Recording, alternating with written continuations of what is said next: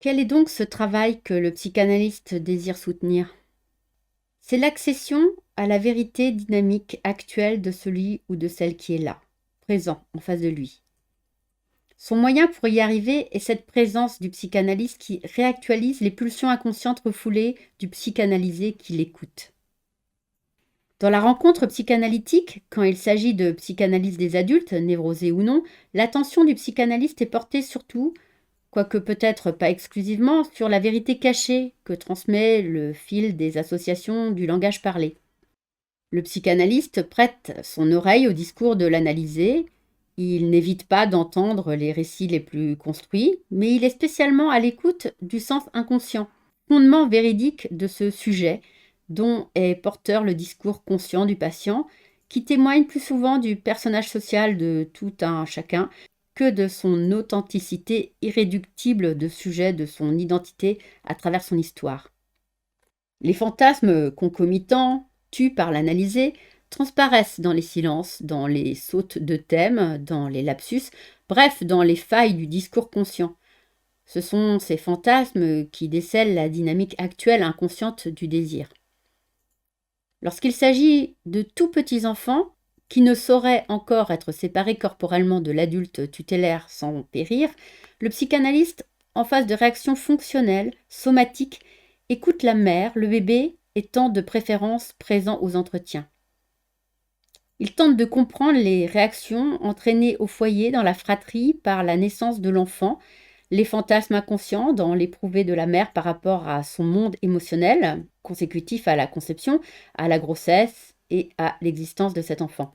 Il tente de comprendre ce qui fait l'équilibre narcissique actuel de la mère, ses relations aux géniteurs de l'enfant ou le rapport qu'a cet enfant pour elle à des fantasmes oedipiens rémanents, ou encore le rapport de ce narcissisme de la mère à une détresse actuelle due à la réalité des choses. Bref, le psychanalyste, dans son entretien avec la mère, cherche à susciter son dire sur tout ce qui peut provoquer chez l'enfant, venant de sa relation au monde à travers sa mère, une intensification induite de ses pulsions de mort plutôt que des attitudes a priori ou des réponses qui seraient des stimulations visant à entretenir ses pulsions de vie. Cependant, le psychanalyste est attentif à l'enfant lui-même, dans son désir existant de sujet tout réceptif mais promis à l'autonomie. Il tente au moyen de son savoir théorique et clinique sur les stades précocissimes de la libido d'éclairer par des paroles directement adressées à ce sujet encore infance et que la mère peut et doit entendre en même temps que l'enfant, ce qu'il exprime par ses symptômes qui ont provoqué l'angoisse des parents et le recours au tiers, le psychanalyste. Note. Le père aussi, s'il est présent, et s'il ne l'est pas, le psychanalyste doit toujours le rendre présent en parole, en se référant à lui par-delà son absence à l'entretien. Le psychanalyste reconnaît ainsi dans ce bébé le sujet d'un désir dépendant des interférences énergétiques, libidinales, familiales et parentales. Il le reconnaît comme devenu, à cause de sa dépendance à la fois somatique et émotionnelle, perceptive et réceptrice, le détecteur d'une communication perturbante. Il y a des psychanalystes pour qui le nouveau-né et le petit enfant ne sont signifiants que du désir de leurs parents, du moins si je les ai bien compris. Pour ma part, si je pense que le désir des parents induit leur enfant par effet de langage, je pense que tout être humain est, dès son origine, à sa conception, lui-même source autonome de désir.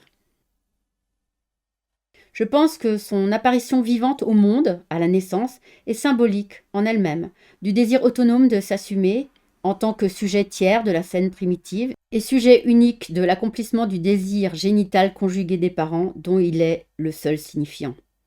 L'appel à sa personne individualisée, prénommée par les phonèmes que les parents lui ont donnés à l'état civil, prénom qu'il a toujours perçu au début de sa vie dans les paroles échangées à son propos, même si ses parents depuis ne l'appellent plus que d'un surnom puéril, peut être un appel qu'il perçoit. Cet appel par la voix du psychanalyste l'éveille au désir de se séparer de l'induction d'angoisse qu'il reçoit inconsciemment de ses parents ou de sa seule mère. Un désir, celui de sa mère, à quoi il ne peut, sans cet appel, que réagir en se soumettant totalement. Veut chez la mère qu'il ne soit que ce qu'il paraît être, son objet partiel, c'est-à-dire dénégation de sa césure natale. Cet appel de l'enfant par son nom, qu'il entend d'une voix nouvelle, l'éveille à être le représentant de ses phonèmes, au lieu d'être le représentant de la seule parole maternelle qui ne peut se dire que par le langage des symptômes de l'enfant, ou de même de la parole informulable du père. Un père qui méconnaît dans sa paternité l'accomplissement d'un désir qu'il désavoue peut dénier chez un enfant sensible le statut d'engendré, sujet d'un désir propre, celui de vivre. Je me souviens d'un bébé de 15 jours, anorexique, dans les bras de sa mère anxieuse, envoyé au psychanalyste par un pédiatre non moins anxieux. J'avais avec la mère ce type d'entretien dont je parlais tout à l'heure, alors qu'elle tenait dans ses bras son bébé niché contre elle. À chaque propos signifiant de la mère, je m'adressais à la personne du bébé qui semblait sans perception. La mère me dit « Vous croyez vraiment qu'il entend et qu'il vous comprend ?» Appelant alors le bébé par son nom, comme je l'avais fait précédemment, en scandant à son intention les propos de sa mère, je dis « Ta mère croit que tu ne comprends pas. Si tu comprends que je te parle, tourne ta tête vers moi, afin que ta mère comprenne elle aussi que tu m'écoutes. » À ce moment, sous les yeux bouleversés de la mère, le bébé tourna sa tête vers moi, s'excentrant ainsi de sa position nichée en elle, qu'il maintenait depuis le début de la séance. Ceux qui ont compris par la psychanalyse que l'être humain est incarnation symbolique de 3 désirs, celui de son père, celui de sa mère et le sien, en tant que tous 3 êtres de langage, n'en seront pas étonnés. On ne peut pas être psychanalyste d'enfant si on n'a pas cette foi en un sujet de son propre désir, dont témoigne ce corps-là respirant, n'en déplaise à ceux qui projettent sur un bébé leur seule foi en un tube digestif, végétatif, qui n'aurait pas déjà sa pleine signifiance symbolique humaine. C'est-à-dire ceux qui ne croient pas que le vivre d'un bébé encore infance pour autrui soit expression de sa parole, signifiant de son verbe désiré, inconsciemment devenu chair au moment de la conception, qui ne croient pas que le développement et la mort à laquelle cette chair est promise sont symboles d'une énergie inconnaissable en elle-même, à la recherche de son accomplissement par la médiation de rencontres sensées, créatrices de sens en chaîne, sens que ni la vie de l'homme ni sa mort ne suffisent à signifier.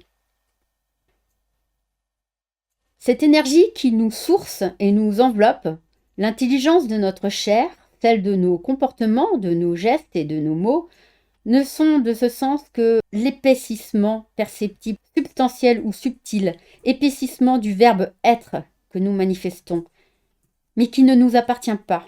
Nous le signifions à travers nos appels et nos réponses, nos rencontres éphémères entre semblables qui se reconnaissent dans une impuissance qui, seule et semblable, quoique différemment manifestée chez tous ceux de l'espèce humaine. Les émois d'amour, harmoniques subtils du désir, nous ressourcent à l'être, mais hélas, l'être que nous percevons est toujours de chair mortelle, s'il est aussi de paroles qui le dépassent, qui lui préexistent et qui lui survivent, dans le temps comme dans l'espace. Toute parole ne peut prendre sens pour nous qu'en repassant par nos souvenirs de perception à travers le défilé inconscient de notre image du corps. Celle-ci est symbole de ce corps charnel que l'expérience du vivre a mutilé, usé, perdu. Mais la douleur ou le plaisir ressenti au détour de cette histoire se sont accompagnés de mots entendus et échangés au cours des rencontres avec nos semblables. Et s'ils ont recouvert pour eux-mêmes les mêmes émotions que les nôtres, ils ont pris sens de purs signifiants qui ont alors le pouvoir, indépendamment de la présence charnelle, de nous rendre présents à l'autre et de nous rendre l'autre en son absence présent. Nous nous plaisons alors à conjoindre à ces mots notre ressenti de sujet individuel.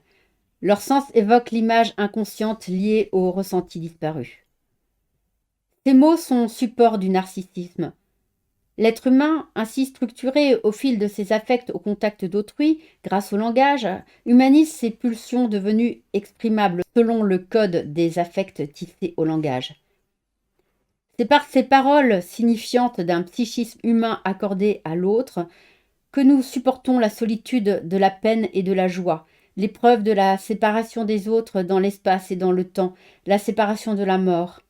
La mort qui, seule, nous assure, par la certitude et l'attente que nous en avons, de la réalité de notre existence, Nous qui, sans le langage, n'aurions notion de l'être que par son apparence caduque de chair éphémère.